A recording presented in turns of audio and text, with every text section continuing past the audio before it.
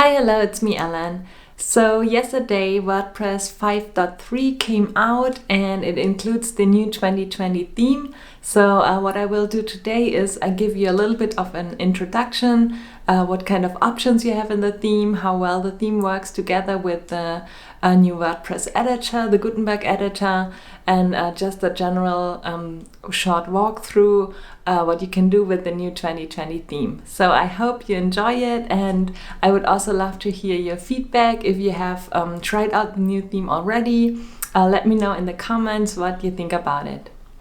So as you can see, I have the 2020 theme installed now on my local installation here. And if I scroll down, I already changed the setting to only show the excerpt of the post, so just the post summary and not the entire post. And this is just my testing here, and you can see the footer. So let's just look at the options we have in the 2020 theme. As you can see, it's a very bold layout with big fonts, and it looks very modern. So if I go into my admin area, here you can see I have the theme installed. Let's look at the customizer settings first. The customizer settings are very beginner friendly, I think. So what I really liked about it is under site identity, you can choose your logo, and you can choose the logo to be retina ready. That means you can upload the image in the double size, and it will be ready for high screen resolutions. It will always look sharp. That is something a lot of themes are missing.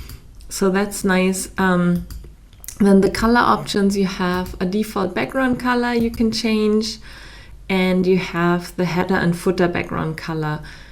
In my opinion, it would have been cool to separate these two. So I just show you it's white by default, and then it gets changed, and automatically, as you can see, the fonts are changed too, which is nice. So it switches from the primary color to black if you choose a dark background. That's pretty cool, but it would have been cool to separate these two, and that you can choose the header and footer separately, I think. Then the primary color is red on default. You can customize it, and you don't have all the color options. You just have this slider bar here, which is new too. I think this is done so that the contrast will be always high enough. So you can't choose very light colors, you can only choose bright colors.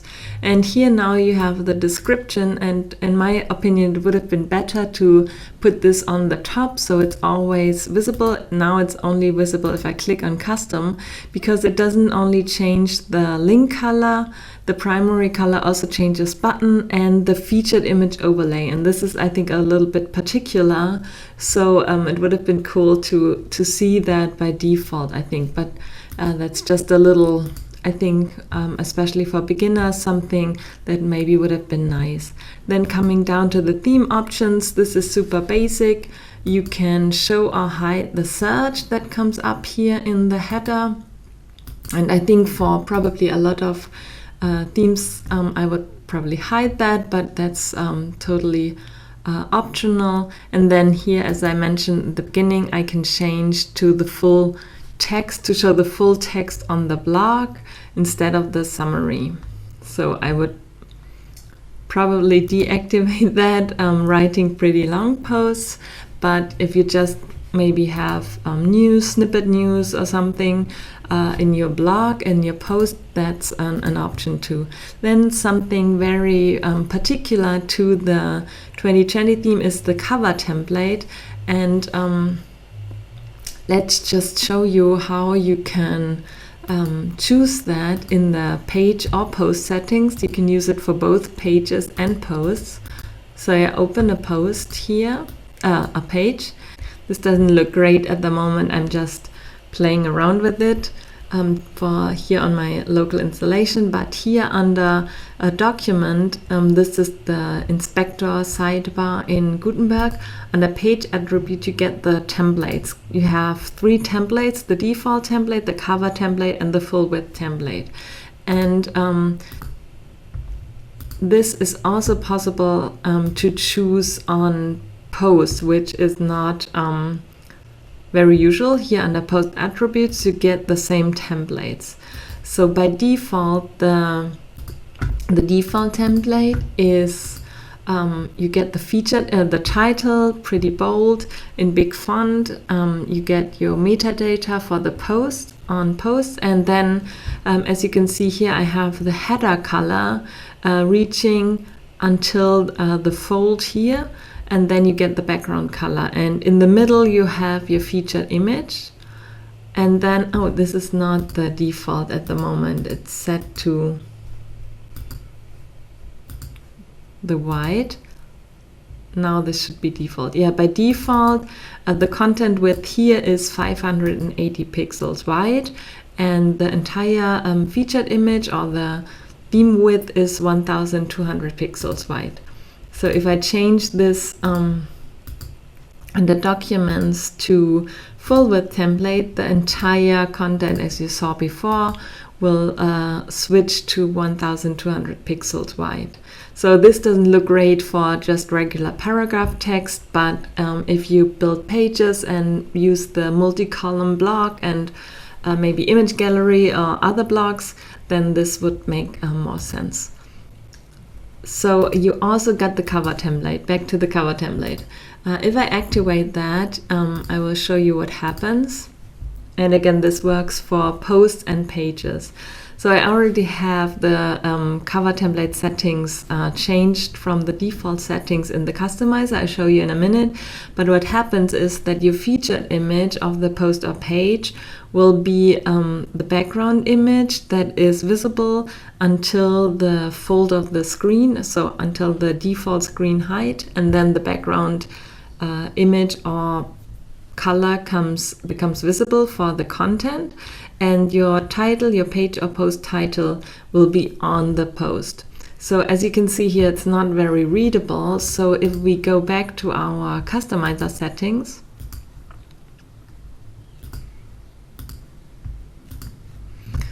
under cover template, I can change the settings here.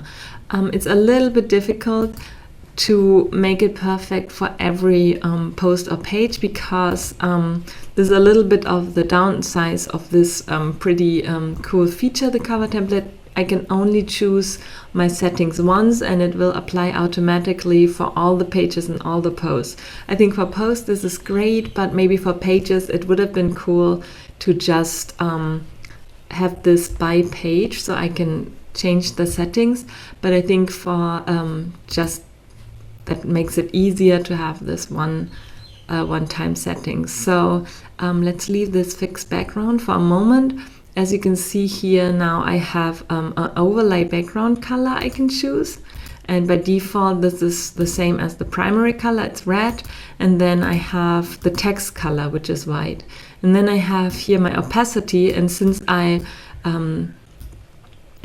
set this to 0 in the settings here, it doesn't show up at all. So now I changed that. Oh, I have it to 0 again.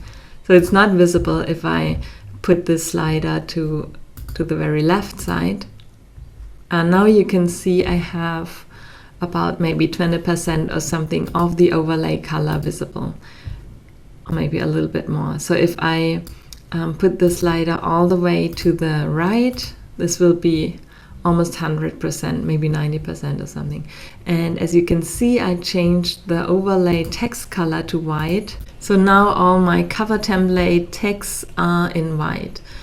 So this is very easy, and it guarantees that it works for all pages and posts, and then it goes just down by default. It's a nice feature, and you can play around with it, change the color, and just make it work for your specific images. Again, I think for some pages it would maybe be cool to individually customize that, but yeah, it's just oh, one more thing you have is the fixed background image. Let me show this quickly.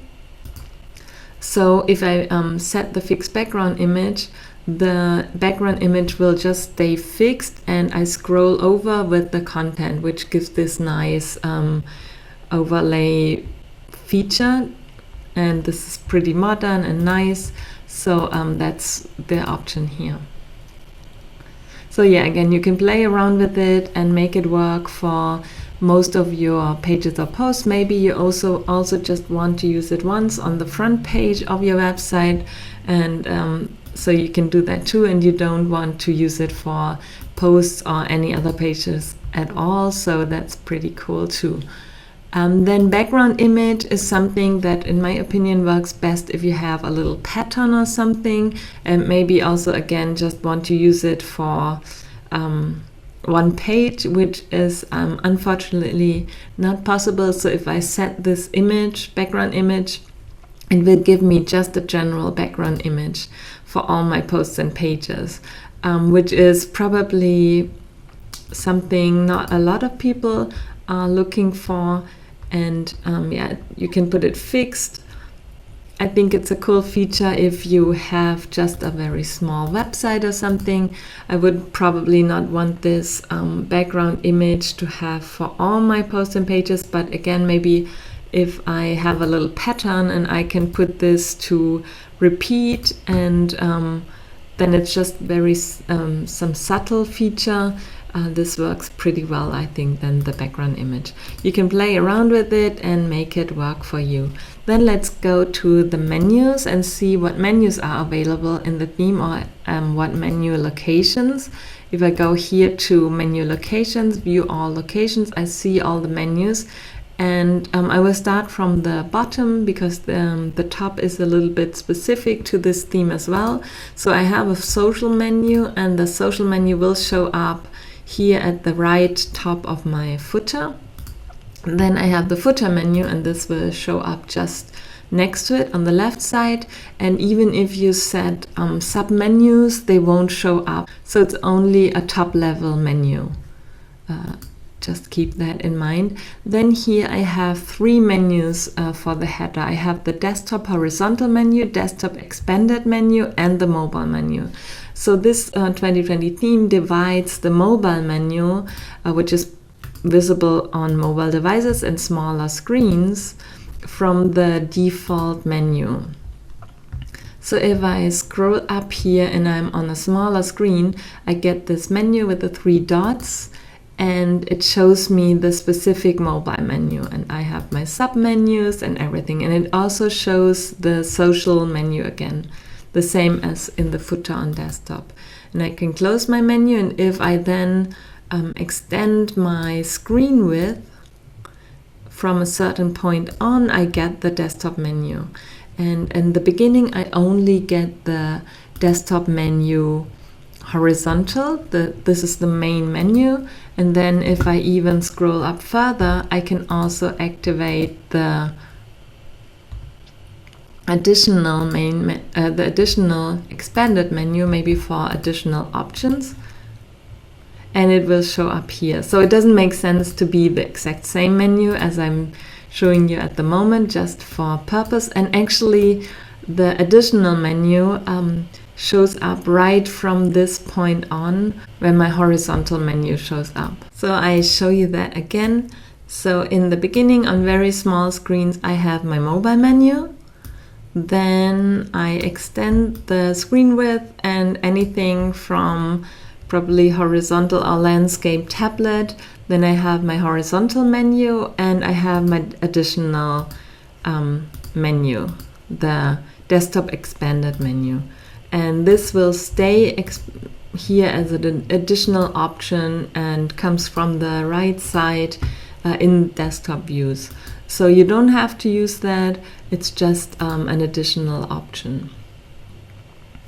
And this is pretty specific to the theme. In my opinion, it's maybe a little bit advanced for a default theme that is targeted to a beginner audience. But if you're a little bit, if you want to have a little bit of an advanced options, I really like that the mobile menu is separate and you have this extended menu. You don't have to use it, but it makes sense to explore these options and maybe make use of them. And then the last option I want to show here in the customizer is the widgets. This is very minimal. It's just a 2-column footer widget area. So in the long run, widgets, I think, will not play a part in WordPress any longer.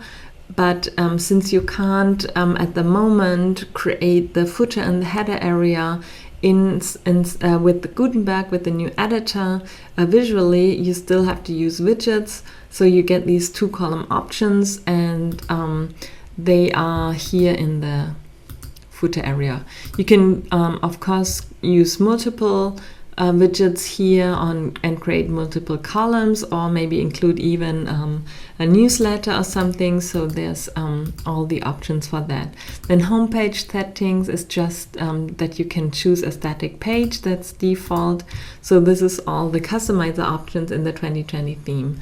Then as a next thing, let's look at the Gutenberg blocks, because this is the main feature of the theme. I think that it's very well prepared for Gutenberg blocks and all the default blocks in WordPress at the moment. So let's have a look at the blocks and how nice they work in the 2020 theme. So I created this little test site here in the editor, and I already created 3 columns block, and included an image block to each, and a paragraph block, and then the buttons. The buttons have really nice styling in the 2020 theme, I think. So if I go under styles, I have fill and outline, and I can now also in the new WordPress version choose gradients for buttons, which is pretty cool, and change the border radius, of course. And maybe that doesn't make sense for the outline button, rather for the main buttons. So the theme can now create presets for this gradients, and I will add this to our I know theme as well soon. It's pretty cool. It's a new feature in WordPress 5.3. So this is nice to explore. And again, here I can also make this border rounded and make it a circular button. Let's see the preview here. Something that is also new and included now is the, I like to use this navigation here because it's still a little bit difficult at the moment to catch the outer column, the outer blocks, if I have created nested blocks. So that's something I really like to use, actually. Let's create a group block to see to create a background for this whole 3-column thing here. The group block is now included by default, which I think is great. I wish we already had a background image option here. At the moment this is not possible, but just to show you, I will create a full width group block, and I catch my columns block and just drop it in here. What's pretty cool too is that if I have a dark background color, it also automatically changes the paragraph text to white. It recognizes the darker background, and it will adapt automatically, so you don't have to worry about it. And if I have a lighter color, it changes back to black. So as you can see, the paragraph text changes the background color. Of course, I can still customize that and make it my own color, but it adapts automatically, which is a nice feature for beginners, so you don't have to look and change the colors here manually. So that's pretty nice. Now with my group block, I have the possibility to have this full width background and then create a 3-column or 2-column layout on front of that. And I have this super cool gradient buttons. So that's cool to explore. What I also tried is I used our a new I know block, a hero block that I'm just building. It's only on GitHub at the moment, but I just wanted to see how blocks from other plugins work in the theme, and I really like the result. I just dumped this in here and didn't do much with it. I could also, what I plan to do is to have this hero block work well together with the cover block, so I can have a background color there and an overlay, and have this option. So I really like the result actually already. I'm just working on this hero block at the moment. I think it will be super useful. You can change the option here, and I'm also having created this bottom layout, so I can have my buttons up here and then a big hero image, and I'm working on the option you can center this here, so I think this will work really nicely. And I'm really surprised actually that my custom block here works so well. Just dropping it in here in the 2020 theme, and it works really nice as well. So these are some of the Gutenberg blogs, or the blog editing experience with the 2020 theme. I really like it. I think it's great, mostly for maybe still posts. It's works a little bit better for posts compared to more complex page layouts. The only thing I was missing from the page templates is a template that is just a blank canvas without the page title active. So at the moment you still would need to hide the page title with custom CSS, for instance. I think that would have been a cool addition to see just a blank canvas, so you can easily build pages. But besides that, I think it's a huge step in the right direction, building more complex layouts. I also like the just default blog-like options with the comments and stuff. It's nicely designed, and yeah, I really like to hear what you think about it. Let me know in the comments below, and thanks so much for watching. See you soon. Bye.